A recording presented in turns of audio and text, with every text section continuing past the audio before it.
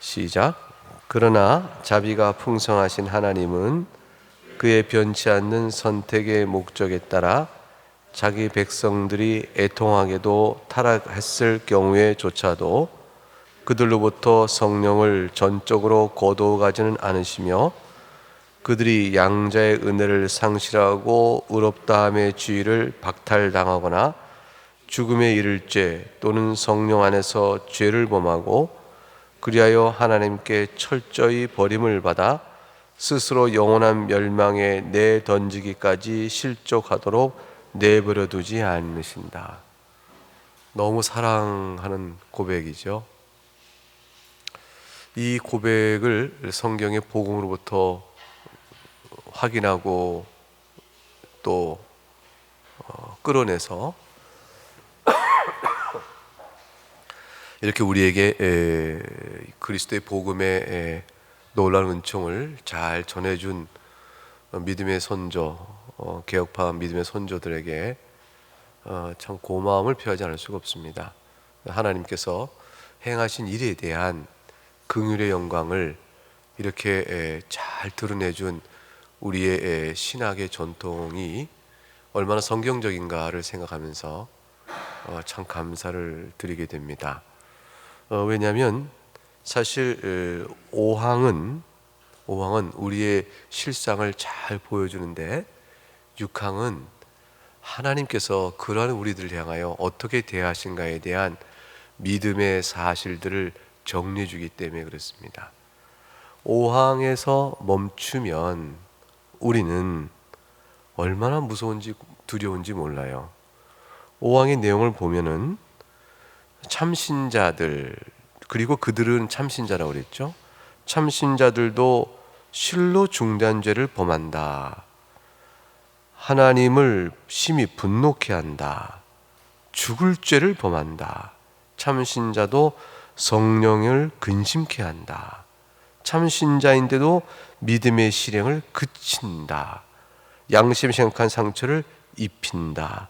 때때로 하나님의 은혜에 대한 감각을 잃는 때가 있다. 누구라도, 참신자라도. 이렇게 되어지면 이런 상태에 있는 자가 그 자체로 하나님의 은혜에서 6항을 연결해 보세요.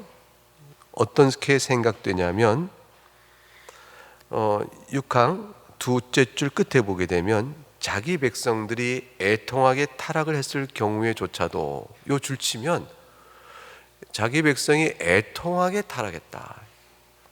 이 타락은 즐거운 일이 아니에요. 가슴 아픈 일이죠. 이 애통에 타락했을 경우조차도 줄치고 무엇을 의미합니까? 그러면 5항에 지금 방금 읽었던 내용을 그대로 이어오는 것이죠. 이럴 때조차도 이렇게 되는 거예요. 그럼 이러한 상황에 있는 성도가 하나님 보실 때 참 자기 백성일 수 있는데 그 백성이 이런 일이 있게 될 경우 이런 일에 놓여진 성도 입장에서는 도무지 자기가 그 다음 볼까요? 양자의 은혜를 상실해버렸다. 난 더 이상 양자가 아니다. 즉 하나님의 자녀가 아니다. 라는 자기 판단, 또 의롭다함을 더 이상 받는 자가 못 된다. 나는 의롭다함을 받은 의로운 자가 아니다. 라는 자기 절망과 탄식. 그 다음에 죽음에 이를 죄를 범했으며 성령 안에 죄를 범하여 내가 영원한 하나님께 버림받아 영원한 멸망에 처한 자가 되었구나 라는 식의 자기 정죄감이 있게끔 되어집니다. 그러니까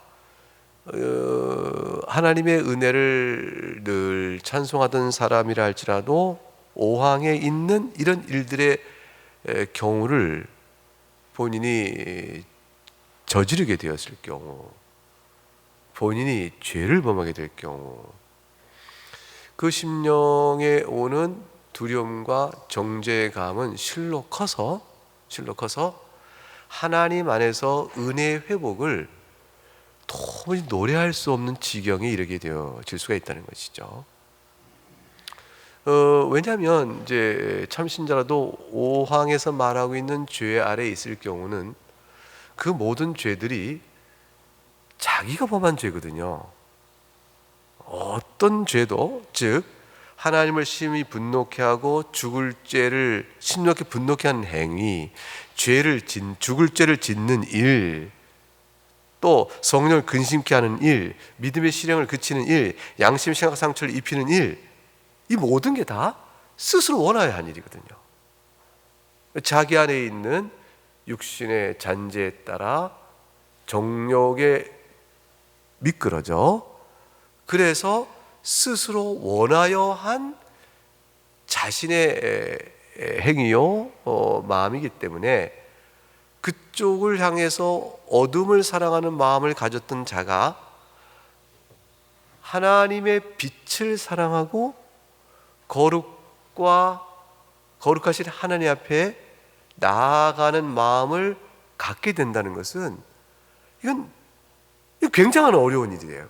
왜냐하면 원하여 행한 잘못 때문에 원하여 죽게 나가는 원함의 마음이 바뀌어야 되거든요. 소원이 바뀌어야 되는 거예요. 마음의 소원이 죄를 향하지 않고 하나님을 향한 소원으로 바뀌어져야 합니다. 근데 이 소원함이라는 것은 욕심과 맞물려 있고 정욕과 맞물려 있기 때문에 정욕에 미끄러져 행한 죄를 원하는 사람 마음이 하나님 앞에 회개와 거룩을 사랑하는 마음을 기꺼이 갖고 그 앞에 제 마음을 드립니다 하는 식으로 이 변화되는 일들이 사람 자체에게는 이게 좀처럼 나타나기 어려운 거예요. 그러니까 아예 사람 자체는 불가능해요. 자연적 사람으로.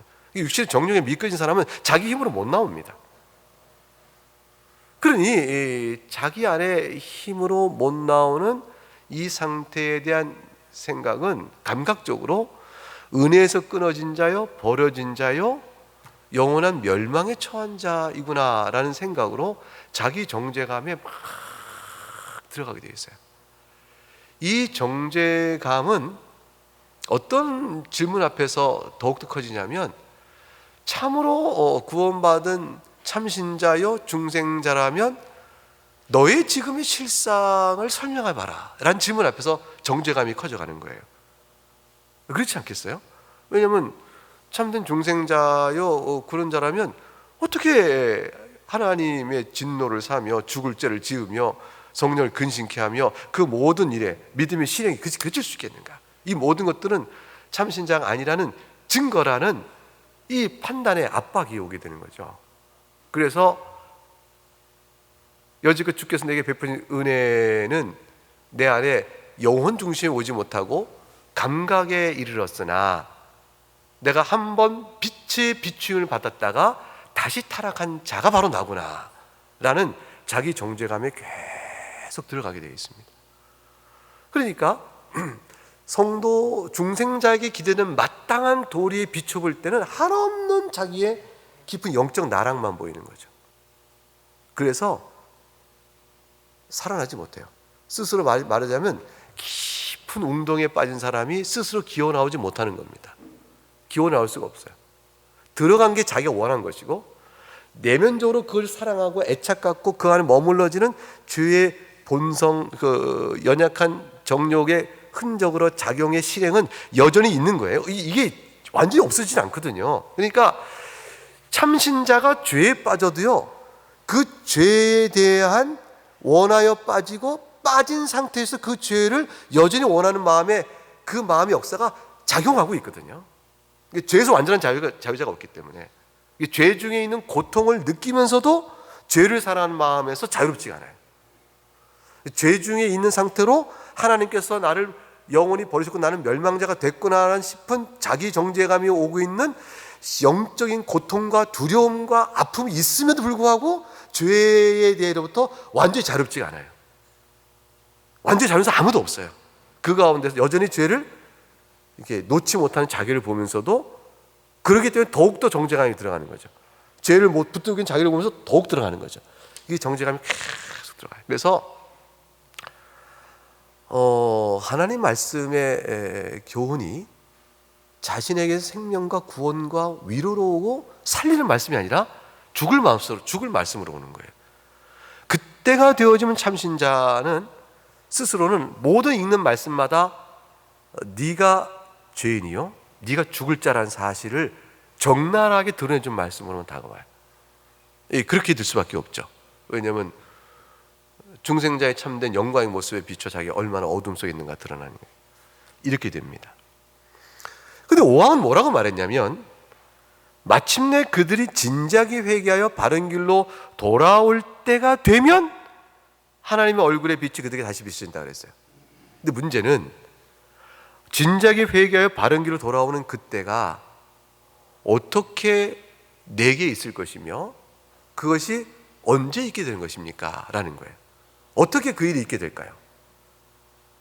이 질문 앞에서 오황의 상황에 빠져 있는 신자, 이 사람 참신자예요. 참신자임에도 불구하고 여기에 빠져 있는 사람이 회개하여 바른 길로 돌아오는 그때 그것이 어떻게 가능합니까? 라는 대답을 참신자라도 내가 하면 되지요? 라는 말을 못하는 거예요. 그 말이 나올 수가 없는 겁니다. 그 말이 나오면 성령을 어떻게 근심케 하겠어요? 기뻐하게 하지. 믿음 실행이 왜 그치겠어요? 그 실행을 하고 있는 것이지. 그러니까 오황은 사실상 우리에게 성참신자도 이럴 수 있습니다 라는 사실에 비춰볼 때, 혹시 우리들 가운데 이와 같이 실족의 죄를 범한 사람이라면, 아, 오황은 참신자도 그런 일이 있구나 라는 생각으로 이런 일이 있다 하여 참신자가 아니라고 바로 결론을 내릴 수 있는 건 아니구나 라는 거에서 자신을 이제 하나님 앞에 무릎 꿇을 수 있는 힘을 주지만, 절망치 않게 하지만, 사실상 거기에 빠진 사람으로 서 있다면요, 주님 앞에 무릎 꿇는 일이 영적 실상으로 쉽지가 않습니다. 다시 말하면 오황은 아직은 이런 실상에 빠지지 않은 사람인 신자에게는 내가 설령 그런 일이 있다 할지라도, 그런 일이 있으더라도 어떻게 돼요? 내가 구원에 떨어진 것은 아니겠구나를 생각하는 위로를 줄 수 있어요. 보호를 주는 거죠. 사실 우리가 온전치 않아서 죄를 범하지만 여기서 오왕에서 말하는 죄는 보통 심각한 죄가 아니거든요.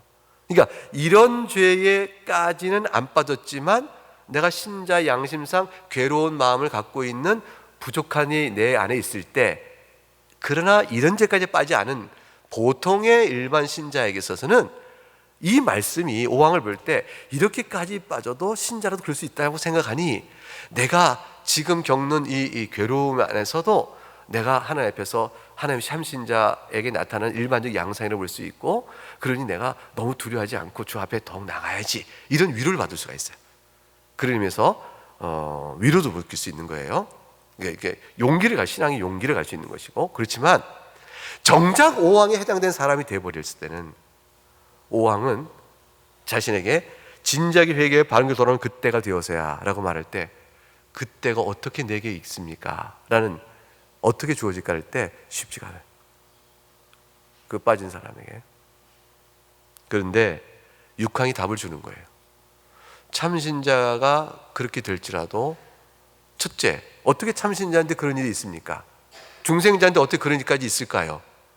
이 질문 앞에서 육황은 답을 주고, 그렇기 때문에 오왕에 속한 사람이라도, 오왕의 실상을 겪는 사람이라도 육황에는 하나님께서 놓치지 않으신다, 그게 답이다라는 걸 보여줘요. 육황은 그래서 얼마나 자비로운 말씀인지 몰라요.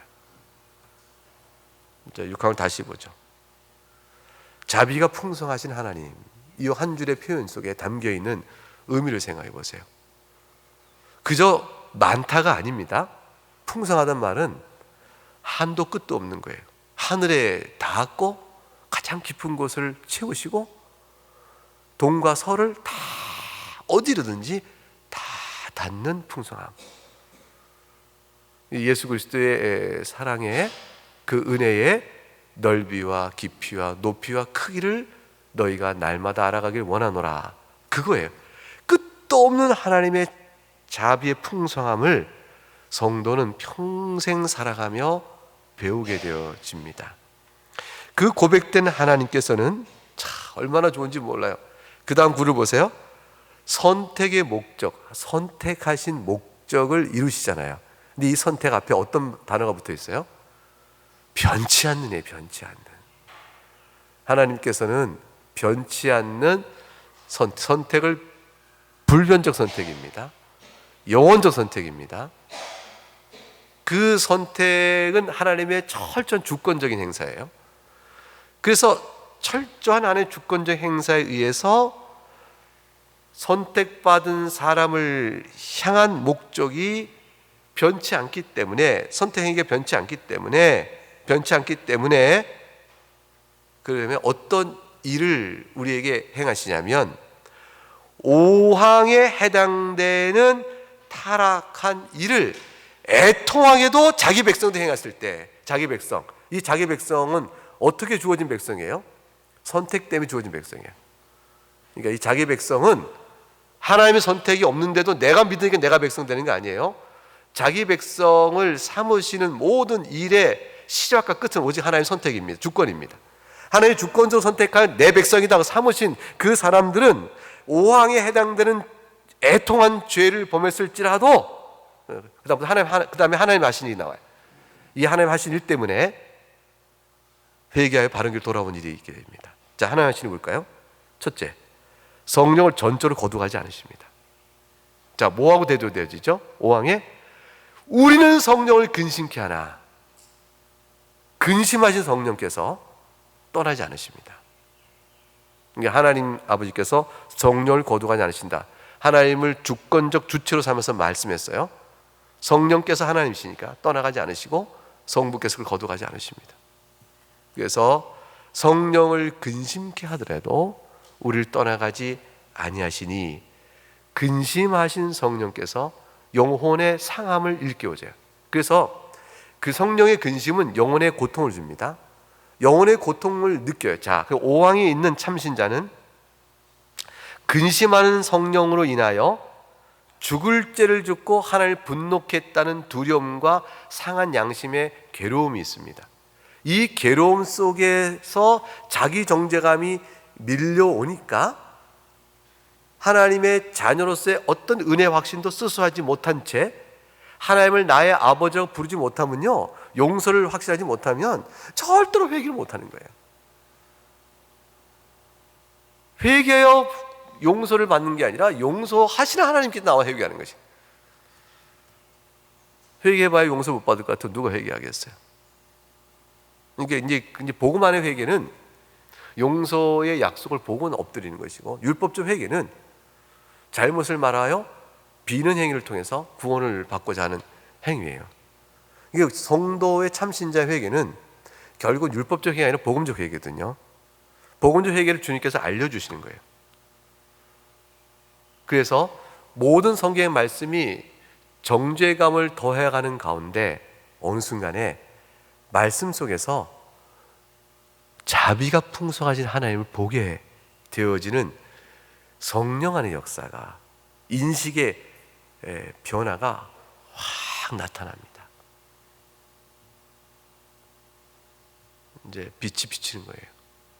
그래서 성령을 전적으로 거둬가지 않으시고 이제 주관적으로 내면 안에서, 그래서 그 내면에 있는 그 성령께서 내 영혼에 상함을 주시고 정죄감이 시달리는 내 영혼에 말씀을 볼 때마다 더욱 더 두려운데, 그런데 자비의 풍성한 하나님을 확 비춰줍니다. 하나님께서 여전히 너를 사랑하신다. 너는 하나님의 자녀다. 하나님이 너를 선택하셨잖아. 걱정하지 말고 두려워하지 말고 하나님께 엎드려. 정령께 일깨워주시고 부르시는 거예요. 그 부르시는 음성이 이제 자기를 복받치게 엎드리게 하는 역사의 때가 있게 하는 것이죠. 그래서 그들은 엎드릴 때 내가 여전히 양자의 지위를 상실당하지 않았구나, 내가 여전히 하나님의 자녀의 지위를 그리스도의 십자가의 보혈로 의롭다함을 받고 있구나 라는 사실을 확인케 되는 거죠. 뭘로 확인합니까? 복음의 말씀입니다. 그래서 성령께서 말씀을 가지고 역사하시거든요. 성경을 보는데 복음의 약속을 다시 한번 잘 일깨워 주신 거예요. 예배 드리는데 강서를 통해서 은혜의 약속이 마음에 확 밀려오는 거예요. 그래서 깊은 자기 정죄감을 뒤집어버리는, 마귀가 역사하여 정죄하는 그 고소를 무력화시키는 그리스도의 은혜의 충만한 덮음이 마음에 확 밀려오는 거예요. 그래서 하나님께서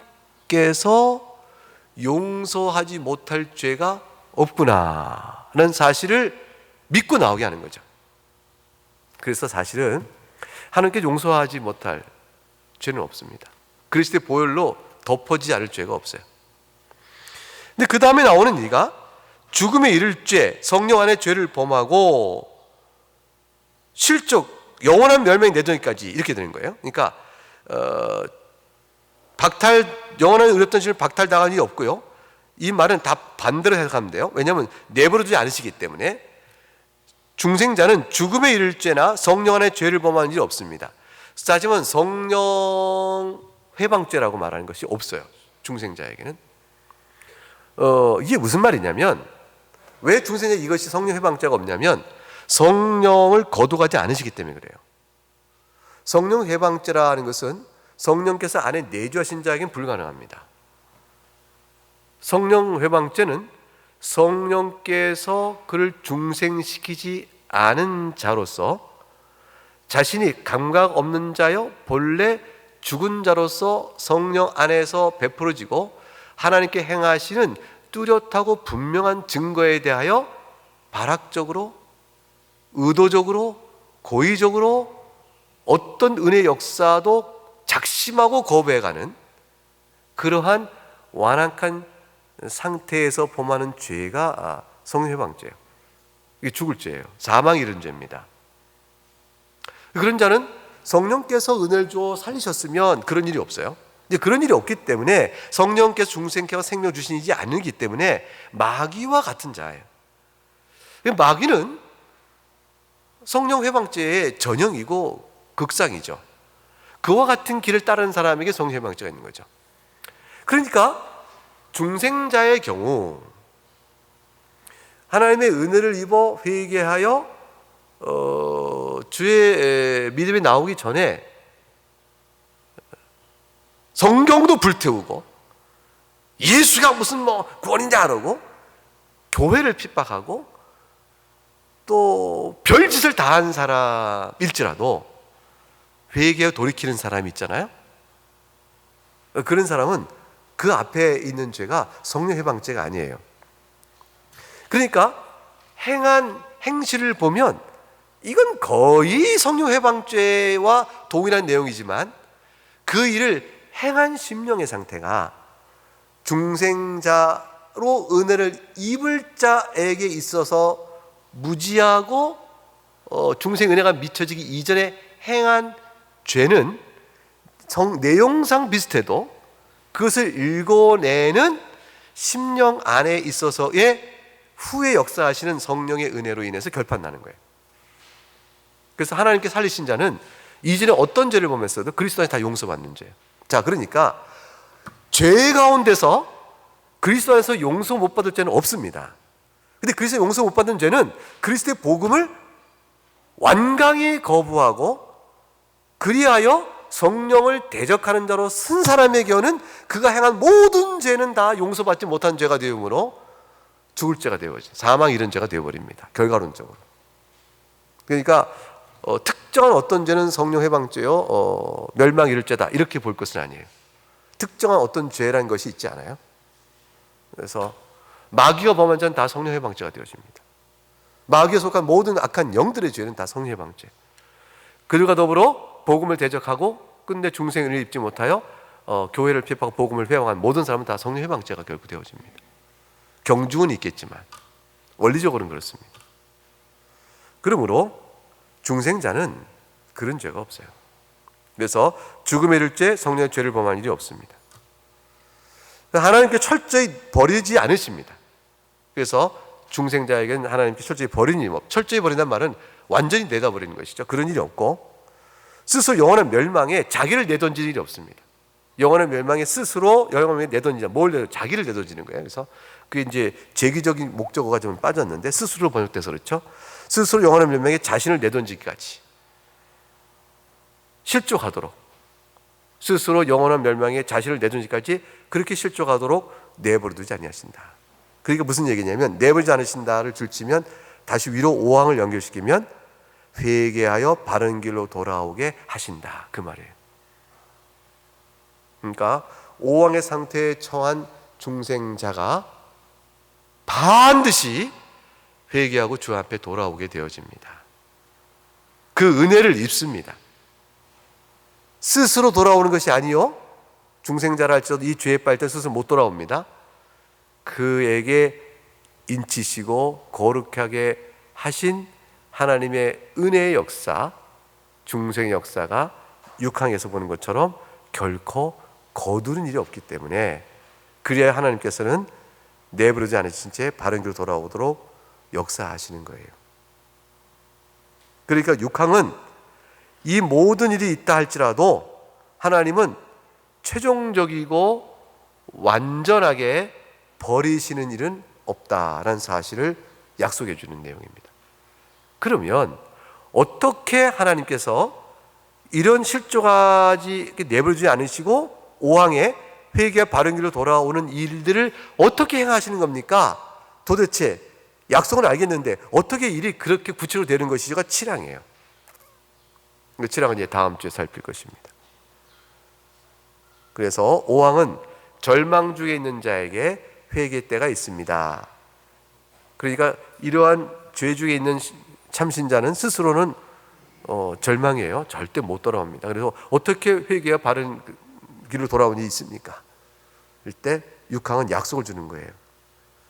하나님께 전적으로 너희를 버리시는 일 없기 때문에 회개와 바른 길로 돌아오는 일이 있게 되는 겁니다 하고 하나님의 주권적 선택에 의한 그 자비로움을 다시 설명했습니다. 이제 이 일을 구체적으로 실행하시는 방식이 7항에 나오게 됩니다. 그래서 다음 주에 7항의 내용을 배우지 아니하시면, 그럼 아직도 여러분 온전치 모르게 되는 거니까 다음 주 수업은 절대로 빠지면 안 되는 거예요. 어찌 멈추겠어요, 그죠? 예. 하나님께서 예수 그리스도를 우리에게 보내셨다는 사실이 갖고 있는 성령을 우리 안에 주셔서 중생케 하신 사실이 얼마나 놀라운가를 깊이 깨닫으시고 찬송하실 수 있길 바랍니다. 예, 기도하겠습니다.